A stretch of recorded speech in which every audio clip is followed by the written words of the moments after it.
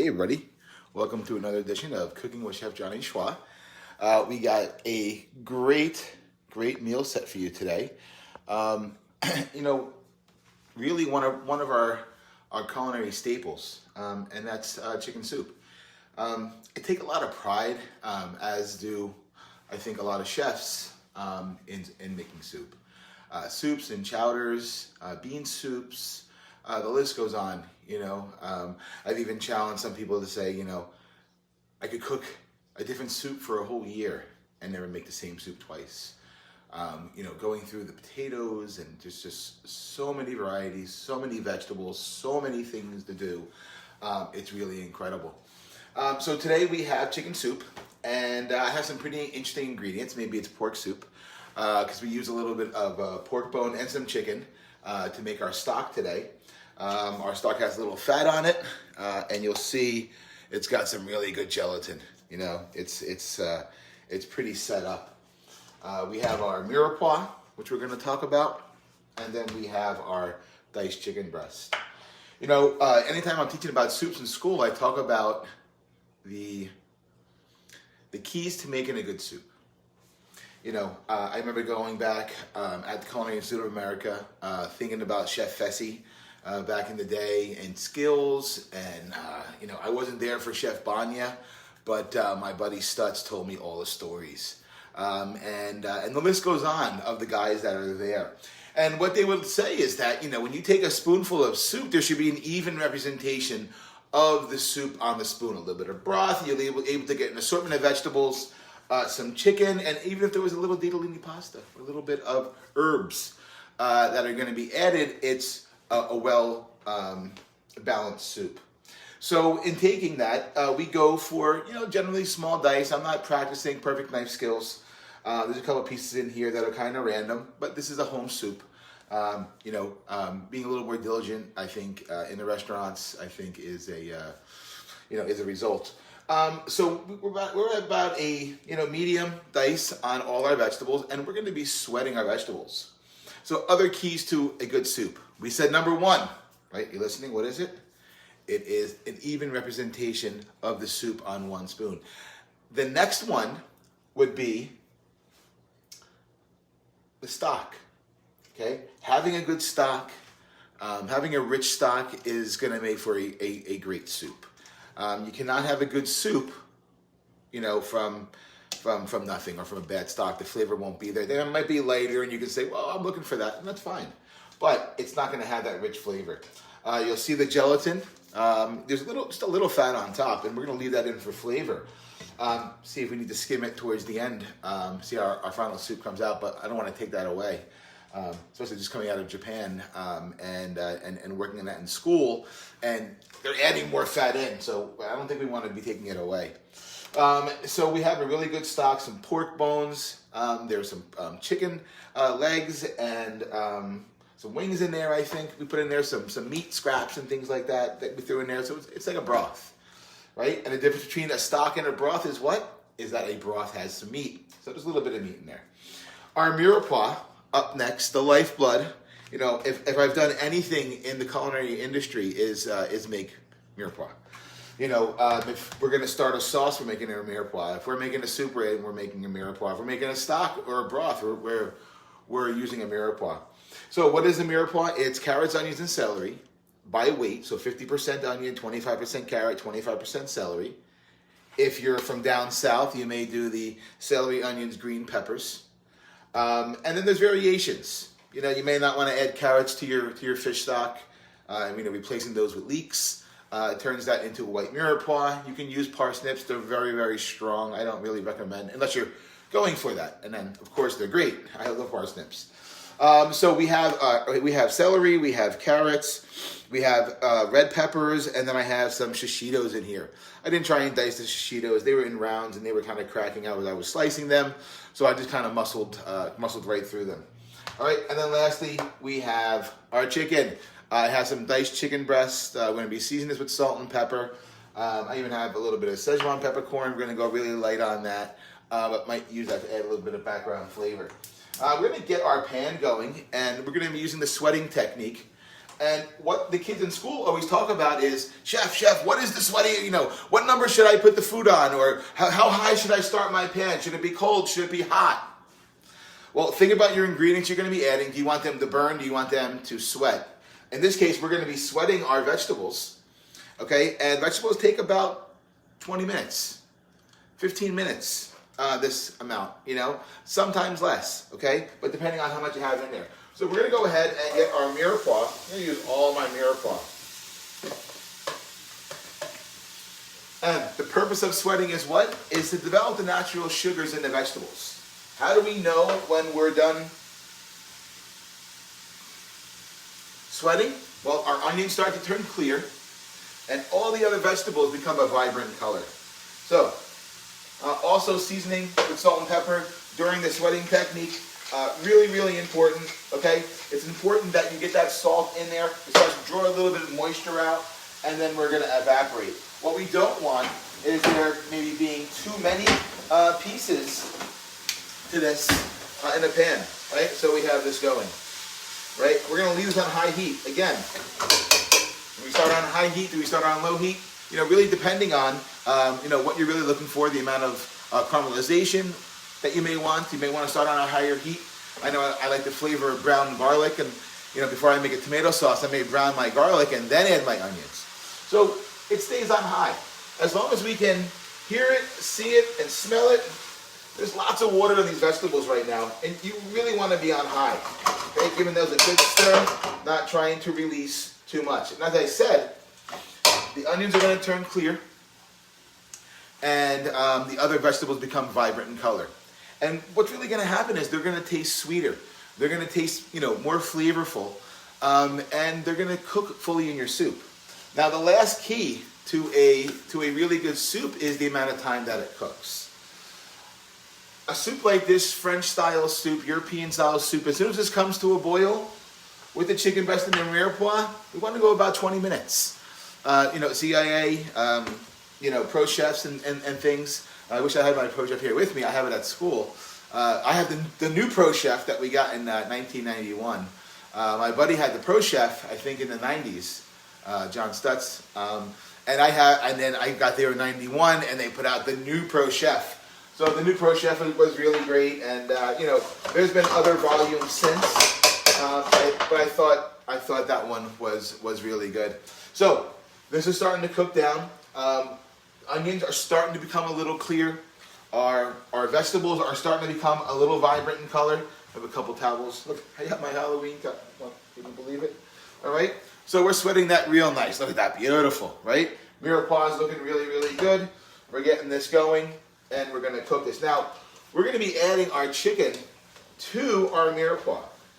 Now, you would think that you'd want to get the chicken in the pan first, get a little caramelization, add the Mirepoix on top of that, and boy, it's going to be a great soup. And you know what? It's not going to be a bad soup if you want a brown soup. If you want a soup that's clear, right, and brown with that kind of caramelized flavor, then that's awesome. There's nothing wrong with that. That's not what we're looking for here. It's really important that, as we sweat our vegetables, we're going to be adding our chicken on top of the Mirepoix and allowing our chicken and Mirepoix to kind of sweat together. Once we add that stock and bring it to a boil, 20 minutes. I don't want my chicken overcooking. I don't want it becoming tough. It's a, pretty dense protein chicken. I just heard something recently. I was pretty stunned about it. I don't know if it's still holding true, so don't quote me. But they were saying that the leading cause for heart disease in the country right now is chicken. It's not beef. And the first thing I think a lot of us say with hot dogs and hamburgers and cheesesteaks, well, it's all beef, right? Meatballs and all these things, yes, it's beef. But we eat a lot of chicken. I don't know about you. I eat chicken 4 or 5 times a week sometimes. I really do. And, the cholesterol, I'm not going to start quoting numbers right now, but the cholesterol is not that far off. It's still there. It's still at a point where that if you're eating it, you're getting more cholesterol. Your body makes cholesterol. Cholesterol is made in the body, so it's something that you really want to limit the intake from. Future vegetarian diets. I really look at the future and see not only vegetarianism, but I think we'll become carnivores again and eating insects. Yes, insects are going to be coming more and more and more. You're seeing it out there. If you're a foodie, you already know what I'm talking about. You're like, yeah, nobody knows about that. It's true. Everybody does, but not everybody does. We're looking at markets down in Southeast Asia and looking at different things. Lots of bugs, lots of things out there. And right, we all know in packaged products, you're already eating them already, right? So why not use them at a level where they're really going to give you some nutrition? We can cut back on the amount of meat we're eating. We're going to be putting less methane into the ozone, which we all know is much worse than carbon dioxide. And we stop killing all of these animals. I'm no real activist, and I love meat, good steak, and I'm all for it. I think the human species needs to be carnivores. It's in our nature, but it's not good for the planet, right? So it's something that we need to get away from. Getting away from eating meat. I was at the New York restaurant show, and while I was at the restaurant show, a man was talking about how great New Zealand meat was and how all America, needs to go to grass-fed beef. And I stood there listening to him. And I ate his food, I ate the steak, and said, how was this? It's good, it was grass-fed. He's all of the country should go this way. I said, no, it shouldn't. And everybody stopped and looked at me, and I said, if America were to go grass-fed, I said 2/3 of the country would be need to set aside just to feed cows, not to mention what it would do to our ozone. And he said, right there, baby. He mumbled a bunch of words. I don't even know what he said. I said, thank you, and I kind of walked away. I don't think he liked me. All right, so vibrant in color, really, really starting to pop. As you can see these, they're really, really popping. We're really seeing a lot of colors, and we're not adding any caramelization. Let me go ahead and add my chicken in. I don't have any salt and pepper on here yet. I know my tongs are still contaminated, right? Be aware of, cross-contamination when you're cooking. All right? So, I'm going to get this going. I'm going to stir my chicken into my vegetables. I go old school with the tongs. I'm comfortable using them. I didn't put them down yet. My bowl. Yes, the contaminated bowl now. That's the contaminated bowl. So, we're going to season again, right? We want to get some salt in there. I got my salt cave right in there. And we're going to go for the pepper mill. Guys, and that move, that's not a showing off move. It's really not. That's from working behind the line for like 25 years and just having a blast with all of our friends, meaning the other, our other cooks and sous chefs. I was a chef, there's other chefs, whoever it was, we were having a blast. And when you really started getting into grooves and you really start putting food out at a very high volume or at a very high level, everybody gets their little, idiosyncrasies. And, one playing around with side towels, we throw around like pizzas, or messing with our tongs, and using them as, kind of thing. So, I'm going to start to add my stock as soon as that chicken starts to turn a little bit white. Okay, and it's starting to lose the white color. The pink is still there. It's no way cooked all the way through. Not at all. Okay, I have a pretty strong stock today. I may be chasing a little bit of water today, actually.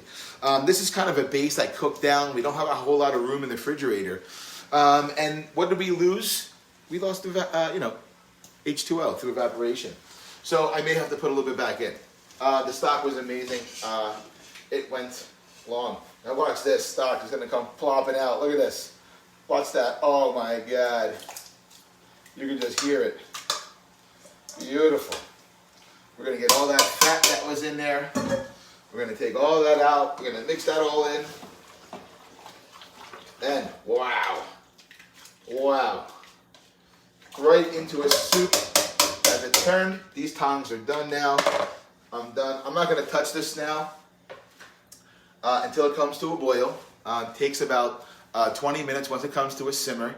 Classically, I could garnish this soup with some chopped parsley or some herb, and using parsley as an herb, not just as some stupid garnish. We use parsley for years and years, and if you use it right, it's fine. It can be really cheesy and look really bad, but some things, it does add that nice balance of color. It's a light herb. A lot of people are can be off by herbs. So it's a light herb. Everybody kind of enjoys. Kids may even look at it and go crazy, but if they don't even pay attention, it's pretty good. So we could garnish this at the very end with a little bit of pasta. Be very careful, because if you put any pasta into the soup, you put it in the refrigerator, the next day, the pasta absorbs it all. So I'm going to cook some pasta off tonight. You could cook some rice off tonight. You could roast some potatoes off. You could put some farro or quinoa or tabbouleh in the bottom of a bowl. Just a little bit, a couple of tablespoons. And then you pour your soup over the top and give it a little mix in the bowl, and then there you have it. If you did want to put it in, then that's fine too. You can put some pasta in there or whatever you like. So we're going to season with salt and pepper, and then we're going to season with a bay leaf. One of the plants I'm going to be planting this year is a fresh bay leaf, and we go through so many bay leaves here at the house. And I'd love to have a fresh bush of bay leaves, would be great. So I have some dried bay leaf. I'm going to be dropping in a couple of dried bay leaves, a little bit of salt and pepper, and let this cook for 20 minutes. I think we're serving this with, we got the George Foreman grill. I already have the George Foreman grill on. I got some chicken marinating, so I think we're going to do it on a baguette. I got some brie cheese, so we're going to have a baguette of grilled chicken and brie and maybe some mustard or a little bit of honey on there. Make it old school, classical, and make maybe a nice Caesar salad to go with our soup. And that's our show for tonight. Thank you so much. It's got to be show 9 or 10. We did the ramen show today at school, which was great. We made the ramen. We cut it tomorrow. We're going to be making the ramen in class. So stay tuned for the ramen assembly. This is the chili eggplant sofrito mazimam ramen. So incredible. We can talk more about sofrito. We can talk about more about the chili mazimam. Shout out to Ivan Orkin. This is his recipe. His chef owns Ivan Ramen in the city, and he owns a Slurp Shop in Gotham Market West. And both are just incredible. And the ramen we're making in school is a compliment to Chef. And I made a partial rye noodle and making that with eggplant and some chipotle. We're doing it with chicken katsu, and that's going to work for us. Okay, until we see you again, thank you so much for allowing me to share my dinner with yours, and hopefully you learned a little bit about soup today, some basics for soup, right? 20 minutes, don't cook it too long. Make sure everything's cut kind of the same size. Make sure you have a good stock, season well, right? It's only going to taste as well as you season it. Thanks so much for watching. Have a great day. Take care now.